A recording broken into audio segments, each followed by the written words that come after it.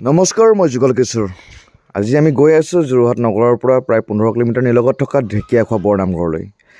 ঢেকীয়াখোৱা বৰনামঘৰ তাহানিতে মাধৱদেৱে স্থাপন কৰিছিল। মূল ঘাইপথৰ কাষতে লাগি থকা ঢেকীয়াখোৱা বৰনামঘৰৰ এয়া আদৰণি গেটখন। ইয়াৰ পৰা ঢেকীয়াখোৱা মূল নামঘৰলৈ প্ৰায় 3 কিলোমিটাৰ দূৰত্ব। প্ৰথমটো সেৱা ইয়াৰ পৰাই জনাই আমি আৰম্ভ কৰিছিলোঁ মূল নামঘৰলৈ। সদায়ৰ বাবে বজাৰখিনি কৰি আমি মূল নামঘৰলৈ বুলি ওলাইছোঁ। এয়া দেখিছে নহয়, এয়া মূল নামঘৰৰ প্ৰৱেশদ্বাৰ।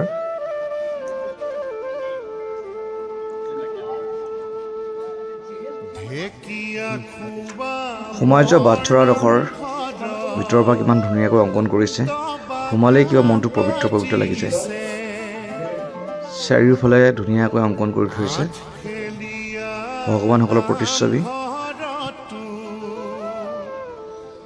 নামৰ ধ্বনি উঠিছে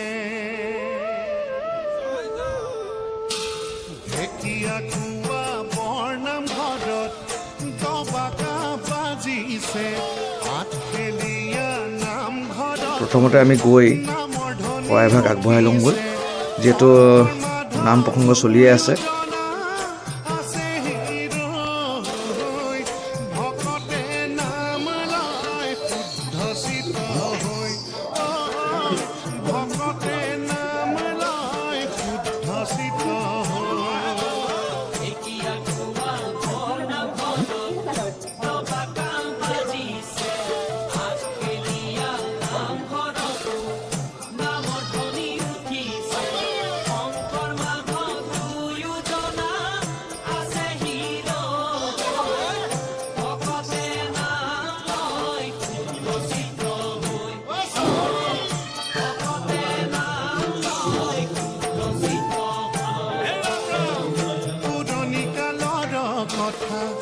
অতি বিতুপন মাধৱদেৱে ঢেকীয়াখোৱা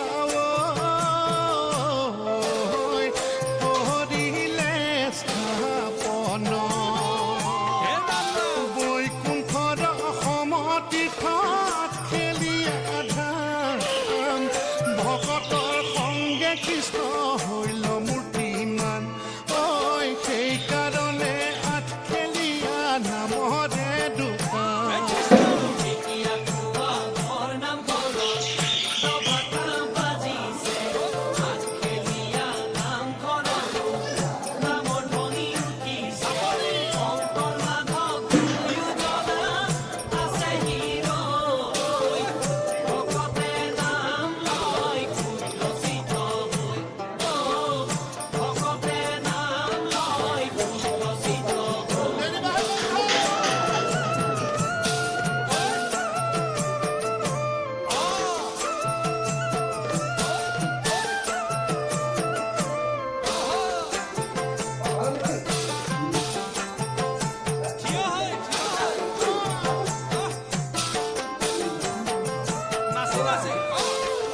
ৰাজবন্দী হুয়া মাধৱ আহিলে উজাই মুক্তি হুয়া মহাপুৰুষ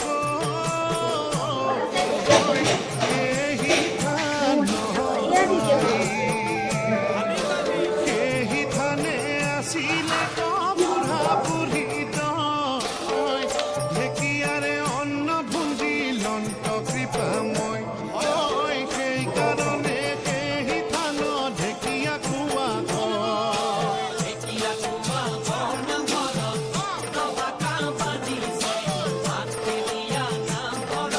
পুৱা গধূলি দবা কোবাই ইমানখিনি দবা একেলগে বজোৱা হয়। মাধৱদেৱে তিৱাৰী গদ্যপদ 1450 চনত।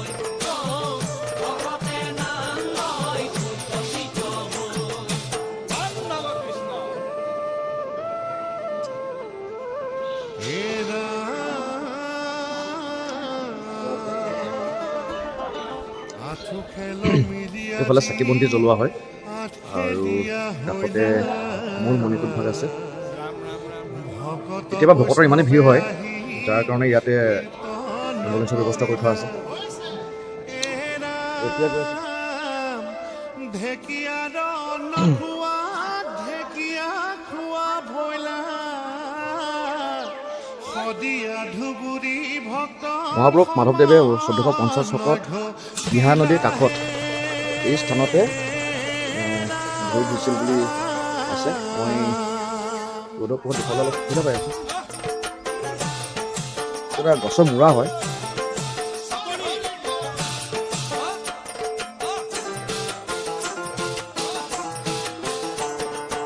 প্ৰৱেশ দুৱাৰ বাটচৰাত যেনেকৈ অংকন কৰি থোৱা আছিলে, ঠিক তেনেদৰে এনেকৈ বাহিৰলৈ যোৱা বাটচৰাটো অংকন কৰি থৈছে ধুনীয়াকৈ।